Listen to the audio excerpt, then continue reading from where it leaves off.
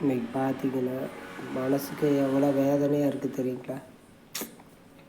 கண்ணீர் வருது. குடும்பத்தில் நிம்மதி இல்லை. புருஷன் பொண்டாட்டி பிரச்சனை ஜாஸ்தியாகிட்டே இருக்குது. தமிழக முதலமைச்சர் சந்தோஷமாக இருக்கிறாரு. காவல்துறை சந்தோஷமாக இருக்குதாங்க. கலெக்டரு சந்தோஷமாக இருக்கிறாங்க. ஆனால் வாகனத்தில் எனக்கு எஃப்சிக்கு விட்ருக்குறேன். ஏகப்பட்ட செலவு வருது. நான் ஜிஎஸ்டியோடு தான் சில லோடு எடுத்துகிட்டு போகிறேன், பிடிக்கிறேன், சொந்த வியாபாரங்கள் பண்ணுறேன். சிறுவதிலிருந்தே ரொம்ப அடி வாங்கியிருக்கிறேன். இன்றைக்கி பார்த்திங்கன்னா மெயின் ரோட்டில் போய் போலீஸ்காரங்க பிடிச்சாங்கன்னா செல்போஸ் பேசுகிறாங்கன்னா 10,000 ரூபாங்கிறாங்க. இன்றைக்கி பார்த்திங்கன்னா என்பட தடம் அதில் நிறைய பேர் ஃபோன் பேசிட்டு போகிறாங்க. ஸ்பீடு ஜாஸ்தியாக போகிறாங்க. ஆனால் மனிதாபிமானமே கிடையாது.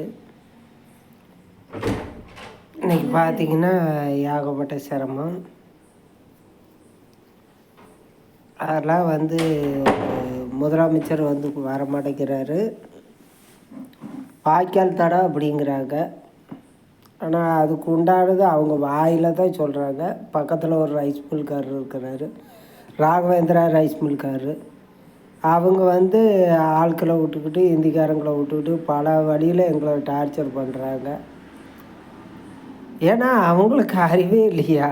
அவர் ஒரு இடம் புரோக்கர் பண்ணுறாரு, ரைஸ் மில்காரரு. எம்பட தடத்தில் விட்டுக்கிட்டு இந்திக்காரங்களை விட்டுக்கிட்டு பல பிரச்சனை பண்ணுறாங்க. மனசுக்கு வேதனையாக இருக்குது. பணம் தானே கொடுத்து ரிஜிஸ்டரில் கரையும் பண்ணு, ஏமாற்றி வாங்கலையே. ரிஜிஸ்டர் இருக்குது, ஏமாற்றி எனக்கு கொடுத்துட்டாரான்னு தெரியல. வாய்க்கால் அப்படிங்கிறது என்னுடைய 13 அடி தடத்துக்கு அப்புறம் இருக்குது. கண்ணில் குடும்பத்தில் நிம்மதி இல்லைங்க. ஒரு முதலமைச்சர் சிந்திக்க வேண்டிய விஷயம். இந்த வீடியோ முதலமைச்சருக்கு போகாமல் இருக்காது. நான் ஆட்டோவை வச்சுக்கிட்டு போனோம்னா போலீஸ்காரங்க நிறையா ஃபைனை போடுறாங்க, பணத்தை கையில் வாங்கிக்கிறாங்க. பிச்சை எடுக்கிறாங்களா போலீஸ்காரங்க? நாடு எந்த அளவுக்கு மோசமாக போயிட்டுருக்குது. யார் வேணாலும் பயப்படுவாங்க. நான் பயப்படலை. ஏன்னா நான் உயிருக்கு துணிஞ்சிட்டேன். ஆனால் ஒரு காவல்துறை எங்களுக்கு இன்ன வரைக்கும் சப்போர்ட் இல்லை. முதலமைச்சருக்கு சும்மா வேஸ்ட்டாக 100 போலீஸ் நிற்கிறாங்க. ஒருத்தர் வராருன்னா பிரதமர் 1000 போலீஸ் வர்றாங்க.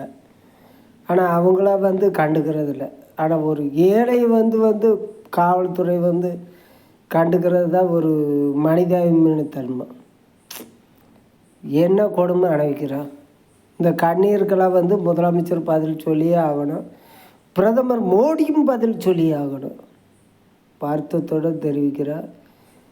என் வீட்டுக்கு முன்னாடி வாசல் இருக்குது. அதுக்கு நான் வந்து தான் ஆகணும். ஆனால் அதுக்கு தடம் இல்லைங்கிறாங்க. நானும் எங்கேயோ அழைச்சிட்டேன், எத்தனையோ வைக்கிற மோதி பார்த்துட்டேன், எத்தனையோ கோடி செலவு பண்ணிட்டேன். ஆனால் வருத்தமாக இருக்குது. குடும்பத்துக்குள்ளே பிரச்சனையாக இருக்குது. மக்கள் ஒன்றும் கண்டுக்க மாட்டேங்கிறாங்க. பத்திரிக்கை துறையும் கண்டுக்க மாட்டேங்க. இப்படியே நாசமாக போகுது நாய்கடான்ட்டு இந்த உரையை முடிச்சுக்கிறேன்.